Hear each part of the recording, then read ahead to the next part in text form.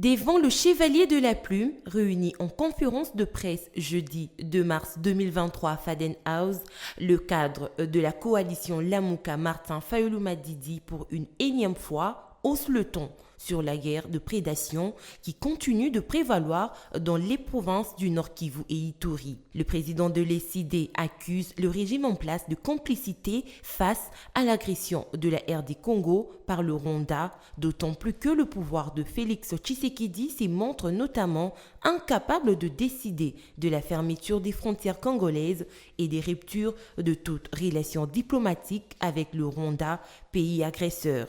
Tout le monde réalise aujourd'hui que M. Félix Tshisekedi a mis notre pays, la RDC, dans une situation extrêmement difficile. Avec la complicité de l'Ouganda, la porte de Bunagana a été forcée le 13 juin 2022, permettant ainsi au M23 d'entrer en RDC et d'occuper successivement Bunagana, Kiwanja, Rutshuru et tant d'autres villages. Face à cette situation, le pouvoir de Kinshasa s'est montré incapable de décider de la fermeture de nos frontières, de la rupture des relations diplomatiques avec les pays agresseurs et pire, de doter notre armée des moyens nécessaires pour défendre l'intégrité de notre pays.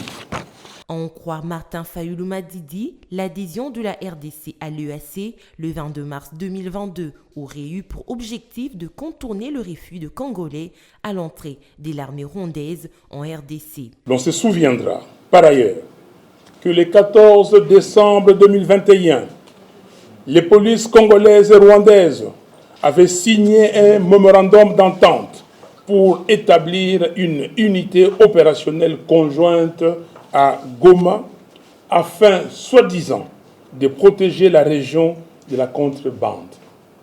En réalité, la démarche consistait à sous-traiter la sécurité intérieure de la RDC et permettre au Rwanda de contrôler cette partie du pays qu'il convoite tant. C'est à raison que ce projet avait rencontré une opposition farouche auprès des Congolais. C'est l'occasion pour nous de féliciter nos frères et sœurs de Goma en particulier et du Nord Kivu en général et de leur exprimer notre reconnaissance pour avoir sauvé le pays de cette poussée accélérée du processus de sa balkanisation.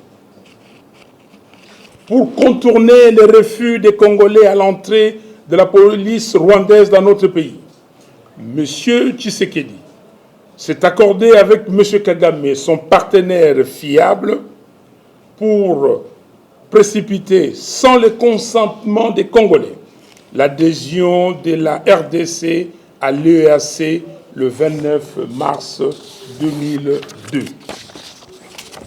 Curieusement, 2 mois et demi après, soit le 13 juin 2022, l'armée rwandaise, se servant une fois de plus du label M23, a commencé sa croisade dans nos localités et villages du Nord Kivu. Martin Fayulu Madidi déplore ainsi l'incompétence du régime en place d'assurer la défense du territoire national malgré le multiple voyage du chef de l'État. Aucun organisme tant régional que sous-régional n'a réussi à condamner ouvertement le Rwanda comme agresseur de la République démocratique du Congo.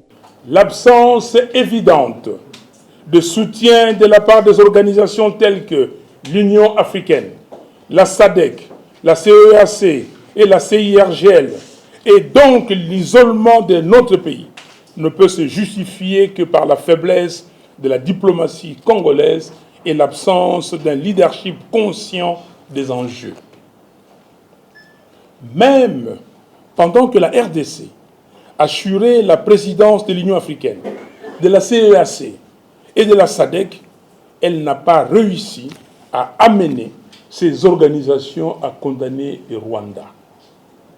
La coalition Lamuka invite à cet effet la population congolaise à s'y joindre à elle pour une marche pacifique le jeudi 11 mars prochain pour dénoncer et condamner l'agression dont la RDC est victime, dénoncer et condamner la complicité et l'incompétence du pouvoir en place dans la conduite de la guerre contre l'agression rwandaise, exiger le retrait immédiat de troupes de l'EAC et tant d'autres.